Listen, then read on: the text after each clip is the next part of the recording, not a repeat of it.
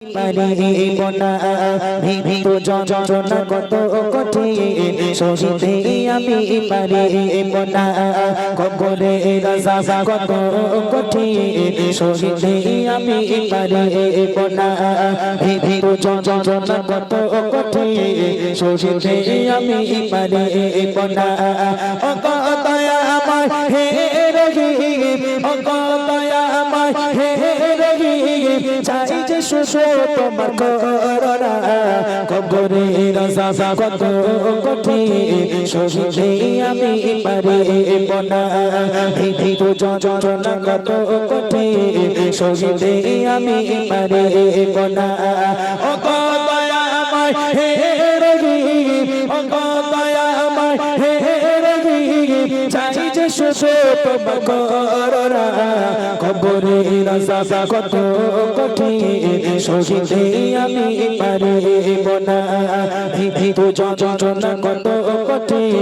সহিতে আমি পারিব না মসজিদের ওই পালকি খানা আসবে সবার তারে সবার জানা মসজিদের ওই পালকি খানা আসবে সবার তারে সবার জানা পোড়ই পাতা আর গরম পানি পোড়ই পাতা আর গরম পানি শেষে গোসল দিবে সবার জানা গোসল শেষে সাদা কাফনে গোসল শেষে সাদা কাফনে চির বিদায় দেবে মনা কবরে রাজা কত কঠিন সহিতে আমি পারিব না ভিত যন্ত্রণা কত কঠিন সহিতে আমি পারিব না ও দয়া আমার হে রহিম ও দয়া আমার হে রহিম চাই যে সুসো তোমার করোনা কবরে রাজা কত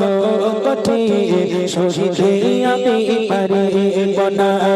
ভিত যন্ত্রণা কত কঠিন সহিতে আমি পারিব না তোমাকে সুন্দর করে গোসল করানো হবে ইমাম সাহেব গিয়ে কাফনটাকে পড়াবে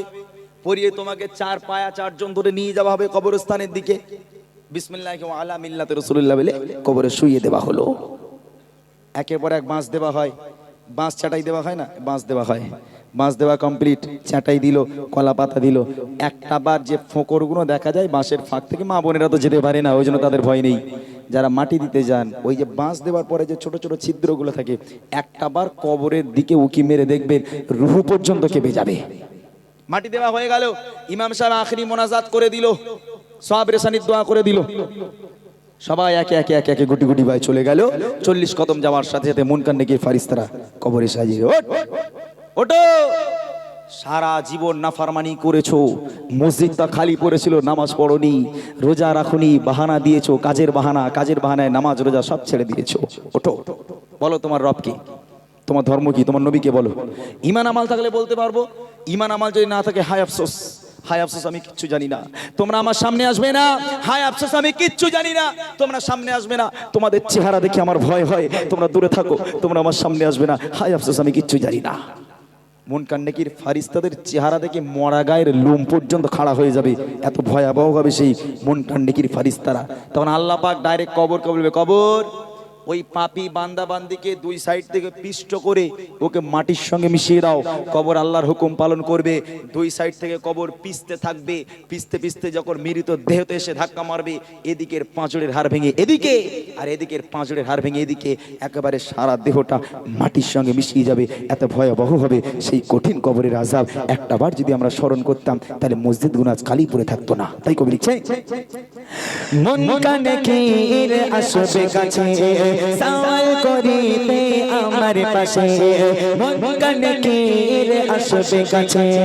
সওয়াল করিতে আমার পাশে সেই সওয়ালের সঠিক জবাব সেই সওয়ালের সঠিক জবাব আমাকে ভুলিয়ে দিও না কবরে রাজা কত কঠিন সহিতে আমি পারিব না মৃত্যু যন্ত্রণা কত কঠিন সহিতে আমি পারিব না ও দয়া আমার হে রগি ও দয়াময় হে রগি চাই যে শুধু তোমার করোনা কবরে রাজা কত কঠিন সহিতে আমি পারিব না হে তো যন্ত্রণা কত কঠিন সহিতে আমি পারিব না। আধার কবরের আলো জ্বলে সাপি সব দূরে ফেলে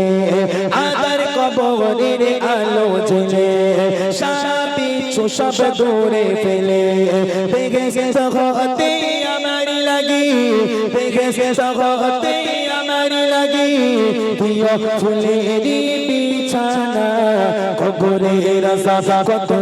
কঠিন সহিতে আমি পারিব না ভীত যন্ত্রণা কত কঠিন সহিতে আমি পারিব না ও দয়াময় হে রহিম ও দয়াময় হে রহিম চাই যে শুধু তোমার করোনা কবরের রাজা কত কঠিন সহিতে আমি পারিব না ভীত যন্ত্রণা কত কঠিন সহিতে আমি পারিব না। একটা কথা আমাকে বলুন, একটা প্রশ্ন করব আমি। আজকে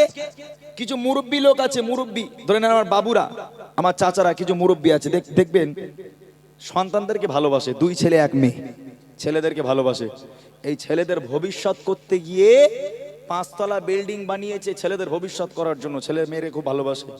এই 5 তলা ভবিষ্যৎ করতে গিয়ে নামাজ পড়ার সময় পায়নি, রোজা রাখার সময় পায়নি, তার সারা জীবন বিনা রোজা নামাজে কেটে গেল। 5 তলা বিল্ডিং কমপ্লিট, 2 ছেলে 2 তলা করে নিয়ে নিল, উপরের মাথায় বোনের জন্য রেখে দিল, মোট 5 তলা বিল্ডিং বালাখানা, 3 ছেলে মেয়ের হয়ে গেল। এইবারে ওই বুড়ো লোকের মৃত্যু এসে গেল, বুড়ো লোক মরে গেল। বুঝবেন আমার কথাটা, বুড়ো লোকটা মরে গেল। বুড়ো লোকটা ভেবেছিল যে একটা কাজ করি, ছেলে পুলেদের ভবিষ্যৎ করে দিয়ে এবার আমি নামাজে বসবো, এবার আল্লাহ আল্লাহ করবো শেষ বয়সে। তা মোটামুটি সে আর ভাগ্যে জুটলো না, ভবিষ্যৎ করে তার আর মরণ এসে গেল। আপনারা বলেন যে ছেলেদের জন্য 5 তলা বিল্ডিং করেছে, ওই ছেলেরা কি বাপের লাশ 5 তলায় তুলবে না উঠানে রেখে দেবে? 5 তলায় তুলবে? ওই লাশ তুলবে না।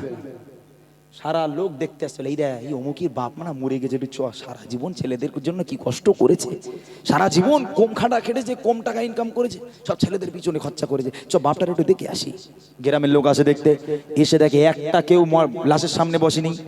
একটা কেউ লাশের সামনে নেই। গ্রামের লোকেরা এবার কানাঘুষো করছে, এদের বাপটা দেখ কত কষ্ট করলে ছেলেদের জন্য, একটা কেউ কাঁদে না, একটু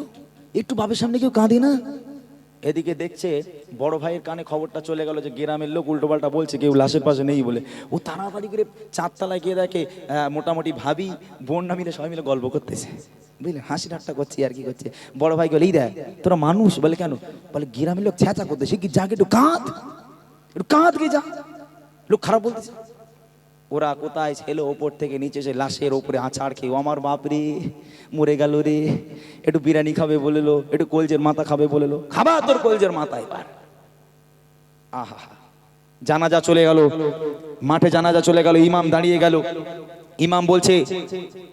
মাইয়াতে ছেলেকে ডাকো, বড় ছেলে ইজাজত না দিলে জানাজা পড়াবো না। এখন বড় ছেলে ছোট ছেলে কারোর খুঁজে পাওয়া যায় না, খোঁজ চারিদিক খুঁজতে গেছে, কোথাও খুঁজে পাওয়া যায় না। দেখে একটা বাড়িতে বোন আর 2 ভাই আর একটা কোট শার্ট পরা একটা ব্যক্তি, 4-5 মিলে বসে কি যেন একটা লেখা পড়া হচ্ছে। দেখ মুরব্বীকে বলে, এই দেখো গা তোর বাপের জানাজা চলে গেছে, ইমাম সাহেব বলছে তুই না গেলে জানাজা হবে না, চ জানাজা পড়বি নি। বলে ইমাম সাহেবকে বলো জানাজা পড়িয়ে দিতে, ইম্পর্টেন্ট কাজ হচ্ছে। বলে কি কাজ? বলে তুমি বসবে না ওসব। বলে বল, তাকে বলতে হবে তো। বলে ইমাম রে বলো কি জানাজা পড়ে আমার বাপের মাটি দিয়ে দিতি, এখন আমি গেলি সমস্যা হবে, কারণ জমি জায়গা মাপ জোগাচ্ছে, আমি গেলি ছোট ভাই আর বোন জমিগুলো দখল করে নেবে সব। বলেন না, জমি জায়গা জমি দখল হচ্ছে, বাপের লাশ চলে গেছে, জানা যায় কেউ গেল না।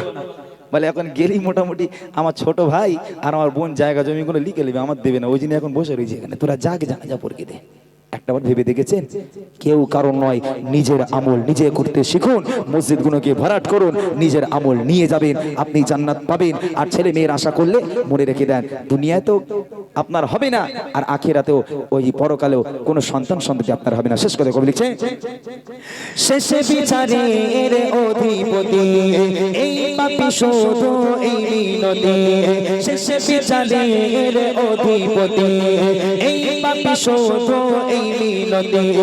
শেষে বিচারের দিনে তুমি শেষে বিচারের দিনে তুমি আমাকে ভুলে যেও না সব অপরাধ ক্ষমা করে সব অপরাধ ক্ষমা করে জান্নাতে করে দিও ঠিকানা কবরে রাজা কত কঠিন সহিতে আমি পারিব না ভীত যন্ত্রণা কত কঠিন সহিতে আমি পারিব না ও দয়াময় হে রবি ও দয়াময় হে রবি চাই যে শুধু তোমার করুণা কবরে রাজা কত কঠিন সহিতে আমি পারিব না ভীত যন্ত্রণা কত কঠিন সহিতে আমি পারিব না কবরে রাজা কত কঠিন সহিতে আমি পারিব না ভীত যন্ত্রণা কত কঠিন সহিতে আমি পারিব না সহিতে আমি পারি